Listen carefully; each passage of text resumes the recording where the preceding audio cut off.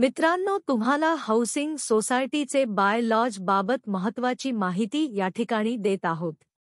Bye laws number 3(6) flat means a separate and self-contained set of premises used or intended to be used for residence or office or showroom or shop or godown and includes a garage or dispensary or consulting room or clinic or flour mill or coaching classes or palnaghar, beauty parlor. The premises forming part of a building and includes an apartment.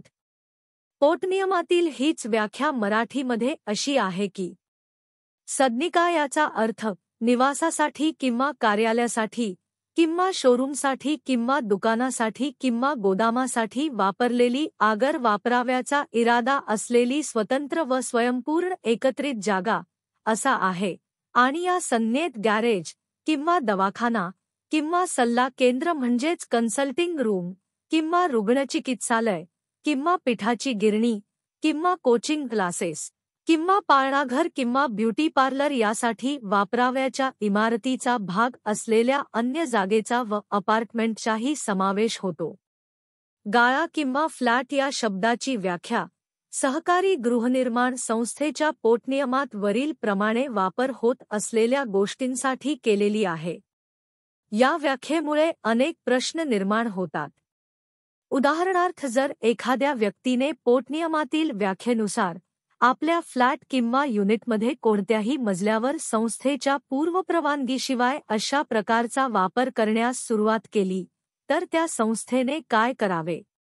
म्हणजे जर एखाद्या व्यक्तीने तळ मजल्यावर पोटनियमात नमूद केल्याप्रमाणे संस्थेच्या पूर्वपरवानगीशिवाय अशा प्रकारचा वापर सुरू केला तर अन्य सभासदांना होणारा त्रास त्या संस्थेने कसा बंद करावा?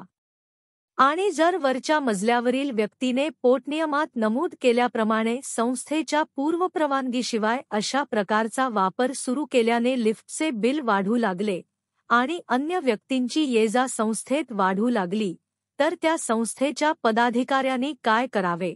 कोणता मार्ग अवलंबून अशा व्यक्तींच्या विरोधात संस्थेला कारवाई करता येईल व संस्थेचे वातावरण बिघडणार नाही? तुम्हाला काय वाटते, पोटनियमात दिलेली व्याख्या तुमच्या मते चुकीची आहे का?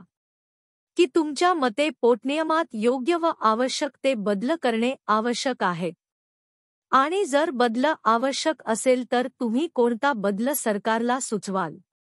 प्रत्येक सभासद हाऊसिंग सोसायटीमध्ये गाळा अथवा फ्लॅट घेताना करारनामा करतो व संस्थेचे सभासदत्व प्राप्त करताना पोटनियम क्रमांक 17 व 19 मधील 4 अन्वये ₹100च्या स्टॅम्प पेपरवर संस्थेला अभिवचन लिहून देतो की ज्या उपयोगासाठी गाळा फ्लॅट बंगला त्याला मिळाला आहे त्याच उपयोगासाठी तो वापरेल. त्यामुळे संस्थेच्या समितीच्या लेखी पूर्व परवानगीशिवाय कोणत्याही सभासदास गाळ्याच्या अथवा फ्लॅटच्या वापरात कोणताही बदल करता येत नाही व असे केल्यास त्याच्या विरोधात माननीय उपनिबंधक कार्यालयात तक्रार दाखल करता येईल अथवा महाराष्ट्र सहकारी कायदा अधिनियम 1960 मधील कलम 91 नुसार विवाद माननीय सहकार न्यायालयात दाखल करता येईल. याबाबत अनेक न्यायालयीन दाव्यांचे जजमेंट्स आहेत.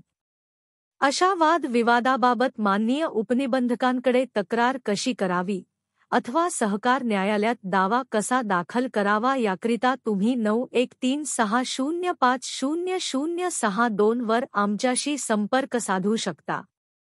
तुम्हाला योग्य व आवश्यक ते मार्गदर्शन मिळेल. आपण शेवटपर्यंत व्हिडिओ पाहिल्याबद्दल व काळजीपूर्वक ऐकल्याबद्दल आम्ही आपले आभारी आहोत. धन्यवाद.